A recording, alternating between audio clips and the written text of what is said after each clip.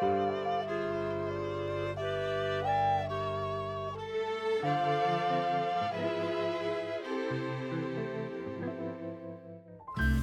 it's Jackie and welcome back to my channel for another Marilyn Monroe inspired makeup tutorial.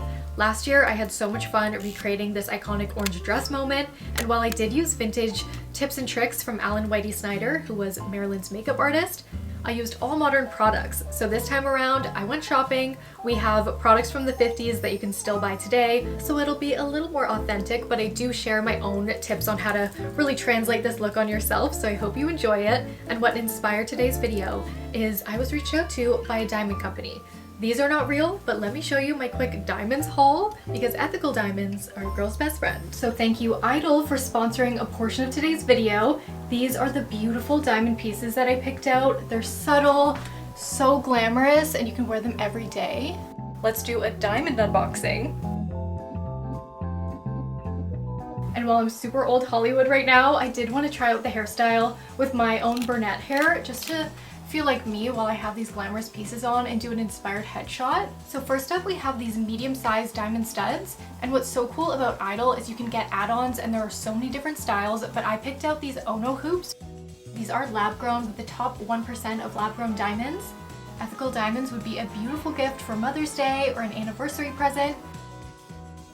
All Idyl pieces are designed in Antwerp, the diamond capital of the world. I literally used to live in Belgium, so it's kind of cool. And an underrated diamond shape is a marquise cut, which is what my wedding ring is. And that's why I was really drawn to Estelle, so let's try this one on. If you're looking to build up your diamond collection, this is a really cool way to do it. Check out Idyl Jewelry, link down below, and let me know which one you would pick, Estelle or Ono add-on. Okay, we're back to blonde, and let me show you how to get this authentic Marilyn Monroe makeup. For the base, you can still buy this NIVEA cream. I just got this. It smells good. I don't think I've ever tried NIVEA cream, but it's super thick. You can use it all over your body and on your face. What I would normally go with is Magic Cream, which is kind of similar in texture, but this is at a way higher price point. This also feels so old Hollywood, and it's my favorite moisturizer before foundation. Let's use a little more. Oldie but goodie. This smells amazing and is so moisturizing. I've used it everywhere at this point. Just make sure you start with a moisturized base. The next Marilyn makeup hack honestly sounds a little bit brutal, but she would use Vaseline under her foundation. So I know this will break me out. I'm gonna sacrifice half my face just to try it out. Definitely feels sticky. But then for a modern option, the original Photo Finish Smooth and Blur Primer. This one just feels like a serum, and I'll just keep on using this for lips. Also saw that Marilyn did have the Max Factor Pan Stick Foundation. This one is pretty high coverage. You can get it now. I found this one on Amazon. It's pretty high coverage. I'm just gonna stipple it on. This is going on really nice over the cream. The Pan Stick foundation honestly looks pretty good over the Vaseline side, and we do get that glow. The tips are working. And this next one is intense. I have the Ben Nye Clown White in the cream version, and let's do some intense highlighting. Underpainting when you apply the intense highlight underneath the foundation could have been used sometimes, but from this written quote that I'm reading, Allan did say he put the foundation on first. And that's what I prefer to do as well. How intense is this? Marilyn's face was so highlighted and open, and we're working with a pure white here. If you're new to my channel, I love doing celebrity makeup recreations and kind of follow like a biopic inspired method where I look like me, but also the celebrity I'm emulating, using little details with contouring. And this is my usual go-to palette, but even in here, this is the lightest shade, and it's definitely not quite as bright as this, but this palette looks amazing in person. In Marilyn's makeup auction, there was Erna Laszlo powder. I couldn't get my hands on any, but they did have a bunch of Erna Laszlo skincare that's available like on Amazon if you want to try it out, and she did use that skincare as well. But I did find this Coty powder. This is the Coty talc-free formula Airspun loose face powder, and the smell of this is so nostalgic. It has such a comforting scent. Let's powder the base makeup. This brush is just by Charlotte Tilbury. Mattifies beautifully. I have some new favorite products from doing this video.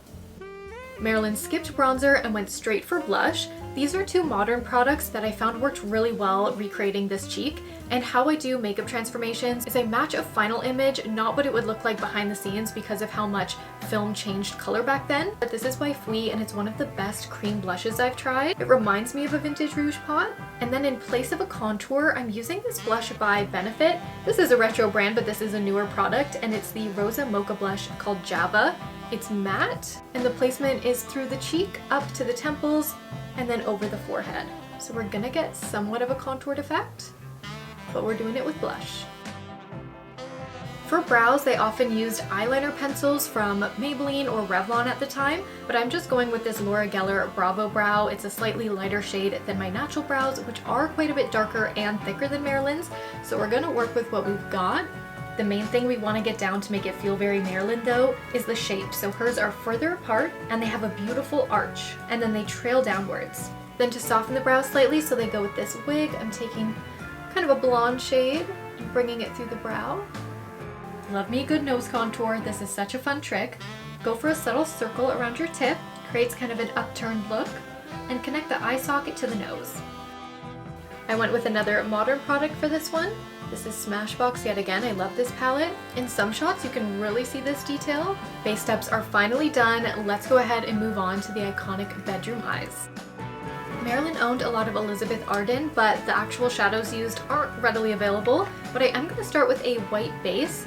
You could, I guess, use the Clown White, but I'm worried that would crease. So I just took this NYX Jumbo Eye Pencil and I'm warming it up on the back of my hand. Then just applying this all over the lid and up to the brow bone. Make sure to really get this in the inner corner as well and underneath the bottom lash line about halfway. This white will act as a highlight to the brow bone, while the rest of the white works as a great primer for shadow.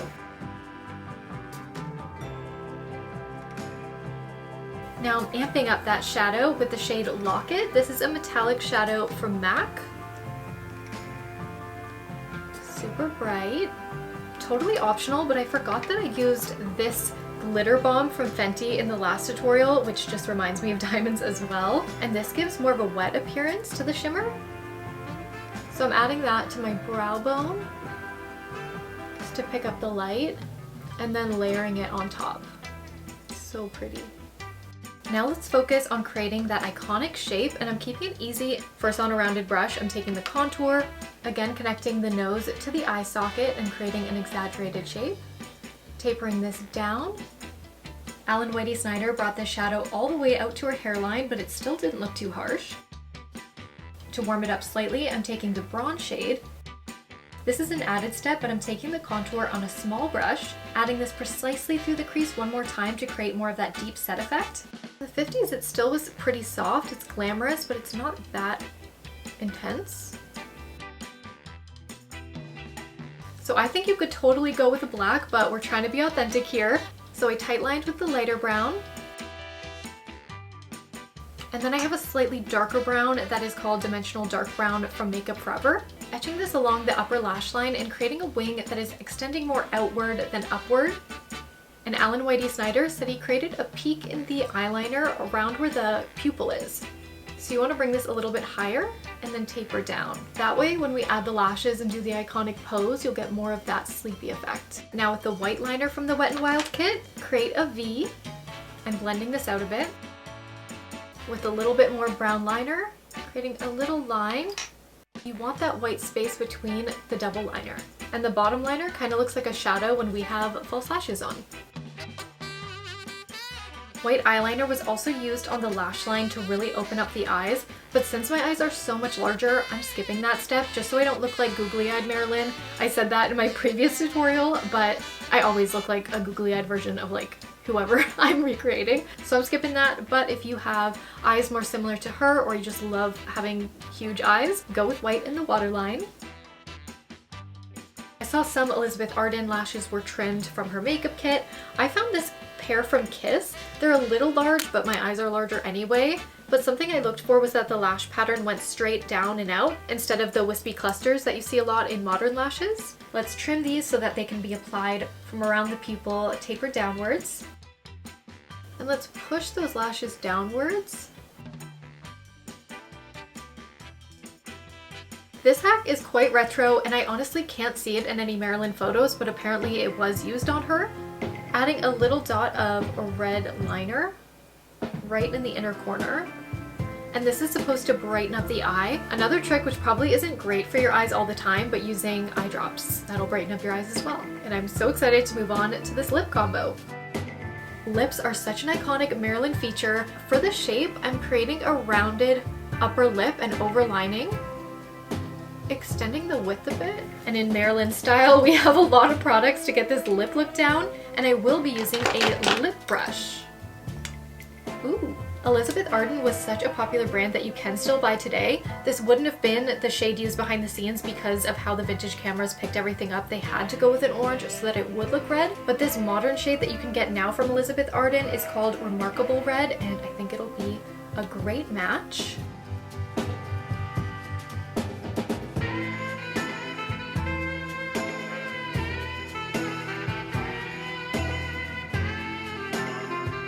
Wow, how gorgeous is that red? In the center, let's try this classic red from Revlon. This is called Cherries in the Snow. I think it'll go gorgeous with the pink that we're wearing too. I'll just apply directly in the middle. Ooh. It's a little bit more pink. If you have Clown White, just add a little bit of this on a brush and highlight through the center. I'm using Chestnut Lip Liner from MAC and really lightly adding a bit more dimension. Pretty sure I did this the first time, but I applied it first and it ended up being a bit too dark. For gloss, I used this in my last Marilyn tutorial and I freaking love it. These are my favorite drugstore glosses and it's by Maybelline. The shade is Pearl and it's gonna pick up the perfect amount of shine. Plus they smell amazing. By the way, I'm pretty sure I'm doing everything flipped because this is my good side. So her part and beauty mark, it's flipped. Final step for that Hollywood glow. I'm taking a little bit again of a modern product. This is the Hollywood Beauty Light Wand. My favorite. It's in the shade Spotlight, so it's very retro inspired. That would be diffused with the retro cameras. Make sure the red doesn't get on your teeth. While you had to wear an orange lipstick for the Technicolor film to present the lip as red, makeup artist and Marilyn historian Erin Parsons decoded that Marilyn seemed to prefer coral or orange lipstick even off camera. I'm sure if you're a fan of Marilyn Monroe, you've already watched Erin's amazing content, but I'll have it linked down below and in the cards because she does like complete deep dives and has actually collected some of her authentic products that Marilyn actually owned. And she said Revlon's Siren was the best match. So we have to try this on. That's actually really pretty. I actually love it. It's not too bold of an orange. So out of these two Revlon shades, do you prefer Cherries in the Snow or Siren? Oh my gosh, this is heavy. Of course, this is not real. This is costume jewelry. Let me take out my real diamonds I've been rocking that I love so much. Thank you, Idyl. Wow, those are all so heavy. We can't forget fragrance. Marilyn was famous for using Chanel No. 5, but I found this interview where she did mention using Yardley English Lavender.